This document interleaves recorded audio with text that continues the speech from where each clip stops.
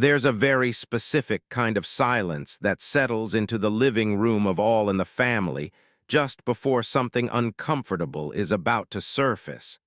And what makes that silence so interesting is that it doesn't feel empty. It feels full, almost crowded with things that haven't been said yet. And in this particular kind of episode, the one where Archie starts to fill that silence with anger before anyone else even knows what to say, you can feel it coming long before the first raised voice. It usually begins with something small, something that doesn't sound like it should matter very much. Maybe a story about someone else, maybe something from the news, maybe even just a passing comment from Gloria that isn't meant to start anything at all. And for a moment, there's that pause, that brief stillness where nobody quite responds right away. And that's where Archie steps in, almost instinctively, like the silence itself is something he can't tolerate. And instead of letting that quiet moment breathe, instead of allowing the conversation to develop naturally, he fills it quickly, firmly, with a reaction that feels stronger than the situation demands. And what's fascinating is how that reaction doesn't just shape the conversation. It defines it. Because from that point on, everything revolves around the tone he sets. At first, it might even sound like humor, the kind of exaggerated reaction that gets a quick laugh, the kind that feels familiar if you've watched the show before.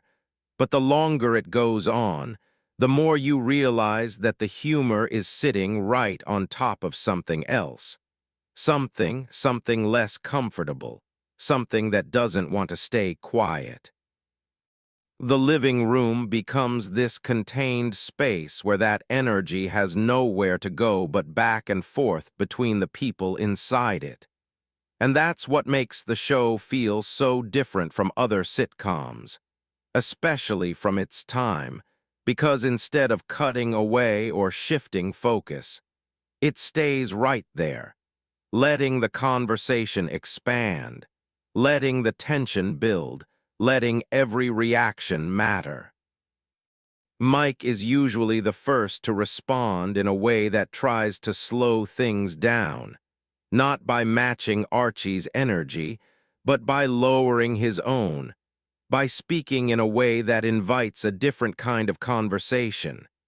And that contrast is important, because it highlights just how much Archie is pushing against something, not just the topic itself, but the possibility of a quieter, more uncertain discussion. Gloria feels it too, and her reaction comes from a place that's less about control and more about emotion. Because when Archie fills that silence with anger, it doesn't just feel loud. It feels dismissive, like the chance to talk about something real has been replaced by something defensive, something that shuts the door before it's even been opened. And moving gently through all of this, tries to soften the impact without directly challenging it, offering small comments, small attempts to redirect the tone. And what's so remarkable is how those attempts don't stop the momentum of the conversation. But they do create these tiny pockets of calm, these brief moments where you can almost feel what the conversation might have been if it had taken a different path. But Archie keeps returning to that same pattern, filling every pause, every gap, every moment of uncertainty with more words, more volume, more insistence, and the more he does it, the clearer it becomes that the anger isn't just about what's being discussed. It's about the silence itself, about what might happen if he lets it stay there. Because silence in this kind of episode isn't empty. It's revealing. It's where the real thoughts might come out, where the uncertainty might show, where the vulnerability might exist, And Archie doesn't let that happen. He replaces it with something louder, something more certain, something that feels safer because it doesn't require him to sit with anything he doesn't understand. And that's where the comedy becomes something much deeper than just jokes. Because on the surface, there's something funny about the way he dominates the conversation, the way he reacts so quickly, the way he seems almost allergic to quiet moments. But underneath that, there's something almost anxious about it, something that makes the laughter feel slightly uneasy. The show doesn't resolve that unease, it leans into it. It lets the audience feel both the humor and the discomfort at the same time. And that's part of what made it so groundbreaking when it first aired, because it trusted viewers to sit with those mixed feelings, to recognize that something could be funny and uncomfortable at the same time without needing to separate the two. In the context of 1970s America, that kind of storytelling was doing something new. It was bringing real conversational tension into the living room, not just as a setting, but as an experience reflecting the kinds of discussions that were happening across the country, the kinds of disagreements that didn't have easy answers, the kinds of emotions that didn't fit neatly into traditional comedy. And in this episode, the focus on Archie filling silence with anger taps into something very human, something that goes beyond the specific time or topic. The idea that sometimes people speak loudly not because they have something strong to say, but because they're trying to avoid hearing something else, something quieter, something more uncertain. Mike continues to challenge that, not by overpowering Archie, but by staying present, by refusing to be pushed out of the conversation. And there's a kind of persistence in that approach that creates its own tension, because it means the conversation doesn't just end. It keeps going. It keeps circling. It keeps coming back to the same points in slightly different ways. Gloria's frustration grows more visible as the episode continues, and you can feel how the emotional stakes shift for her, how the conversation stops being about the original topic and starts being about the way it's being handled, the way it feels like there's no room for anything but one kind of response. As always, becomes the emotional balance, not by solving anything, but by reminding everyone in small, gentle ways that there's more to this than the argument itself, that there's a connection underneath it, even if it's strained, even if it's difficult to hold onto in moments like this. What's interesting is how the episode doesn't build toward a big resolution. It doesn't lead to a moment where Archie suddenly realizes what he's doing, or where the silence is finally allowed to exist without being filled. Instead, it moves toward a kind of natural slowing down, where the energy of the argument begins to fade, not because it's been resolved, but because it can't sustain itself indefinitely.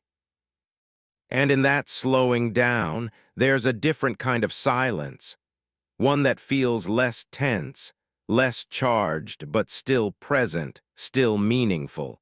And you start to realize that the silence was never the problem. It was what the silence might reveal that created the discomfort in the first place. Watching it now, it feels incredibly familiar, because the same pattern exists in so many conversations today. The instinct to fill quiet moments with certainty, with strong opinions, with reactions that prevent deeper reflection, And the show captures that instinct in a way that feels both specific and universal.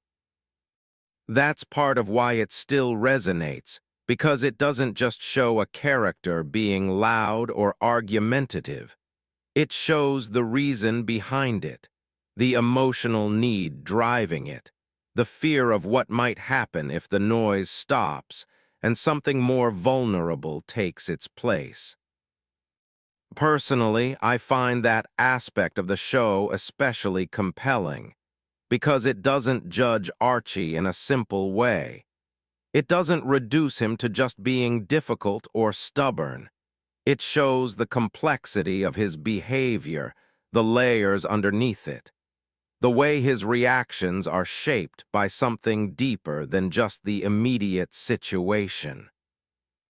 And that complexity is what gives the episode its staying power, because it invites you to look beyond the surface, to see the pattern, to recognize it in other contexts, maybe even in yourself, in the ways people sometimes use volume or certainty to avoid something quieter and harder to face.